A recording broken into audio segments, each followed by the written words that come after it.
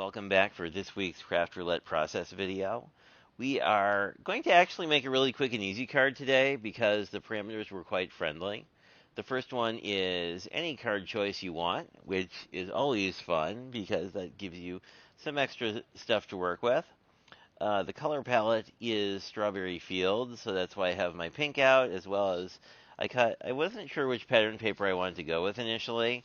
I actually think this, to me, is more Strawberry Fields, because you've got, the, light blue, and you have the pink, and you have sort of the brown of the fields itself. But this actually is from a Halloween paper pack. This is actually from a coffee paper pack, so we're not really doing very well with summer right now, but actually, here in southern Wisconsin, it's very nice out today and feels very summery. So I have all the windows open.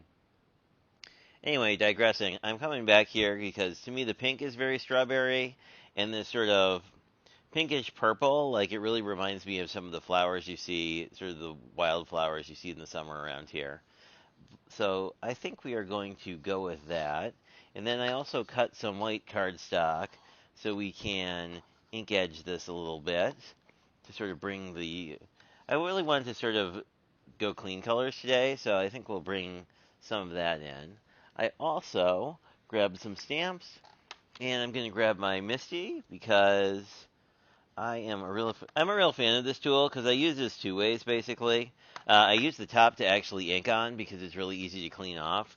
But I think we will start with using it in its more, the usual way one would use a Misty, which is to stamp something. This is the Jador stamp set from Scrappy Tales, which is funny because it's a card kit I bought because I saw the paper but didn't look at the stamp set or the release. I just the paper that goes with this really has is really cute. I should have pulled it out, but anyway. But I've used the moped a lot. Um, the girl here can sit on these chairs or on the Jador, and there's a pink poodle, and there's some other stuff. But the stamp I haven't used yet that I think we'll use today is the cafe scene. So I'm thinking that will just go in the middle here. And I think I'm going to do it in black, mostly because I really think sort of a black and white and pink is sort of it's a very kind of French vibe to me, but it's also a really nice, clean and simple, and a really classic color combo.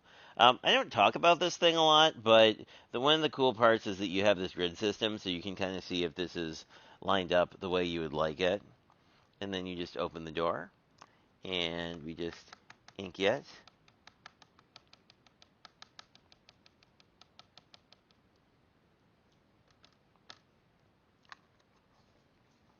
And this is certainly a scene you could color if you so desire. Back, and we have finished stamping our main focal image. And I think I'm going to reach again for some Spellbinder sentiments. I don't really want to do Happy Birthday, but there are lots more.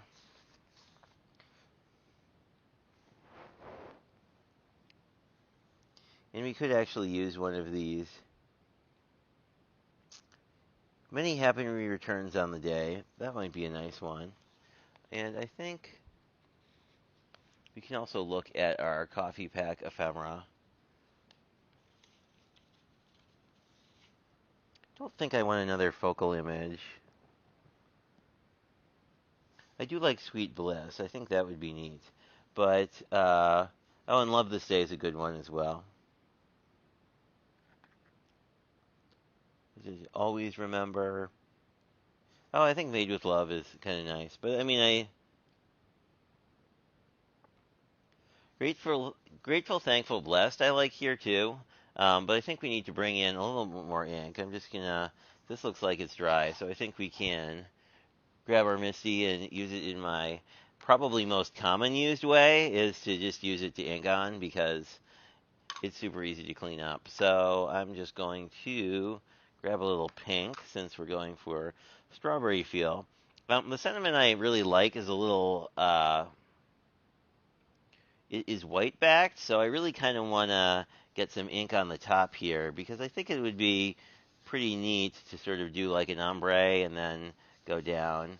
Um, and I'm actually liking this a lot. I'm going to actually continue down a little bit. I'm just moving the ink that's there around, essentially. I'm going to go back and hit the top a little bit to, like, add a little bit more. But I do like this sort of, it's almost like a watercolory look when you get sort of, I don't know what the correct term is for like these sort of ink splotches. And you can always continue, if you do wind up with sort of splotchy ink, the Catherine Pooler ink is really good at self-leveling, so like, even if it looks a little wonky initially, like once it dries down, it's probably going to not be an issue at all. And the same goes true if you are just using her inks to essentially create a colored cardstock, which I like doing as well. Not today, obviously, but just generally. I'm just going to go and hit the bottom a little bit. I'm trying to keep mostly white around the table because that'll kind of draw your eye into that area and make it more obviously the focal point. But I think we are pretty good here. Just going to get the ink off of this. That is one downside to this is you don't necessarily see the ink all the time, but it is most definitely there. So I would, again, I'm a fan of just sort of, I mean, my Misty is pretty well loved, but uh, when possible, cleaning it off sooner rather than later. And then you can use a microfiber cloth for this, which is really nice, or like sometimes I'll just use a paper towel too. It'll be fine.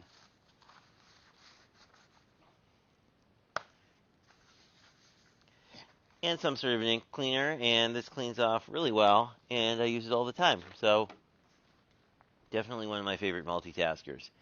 Anyway, I think we are at the point where we can put this card together. I'm just going to do that with some tape.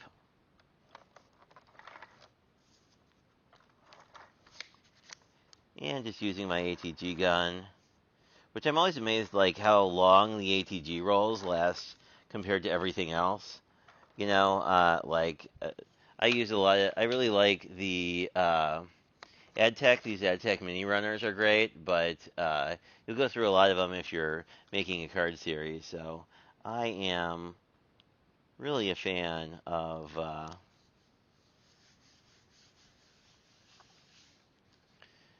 the larger tape gun.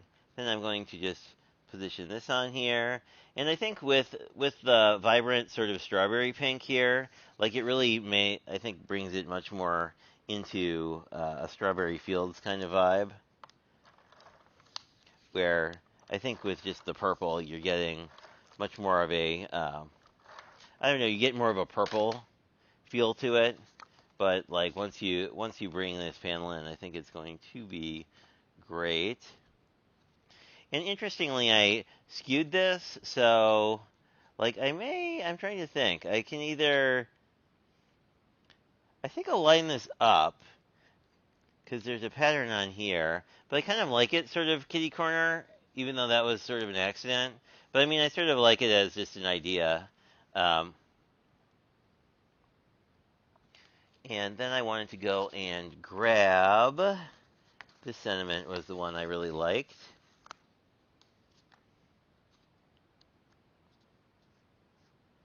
And I think we can do the same thing. We can either align it square, but I think the idea of like sticking with sort of this kitty corner thing is pretty neat.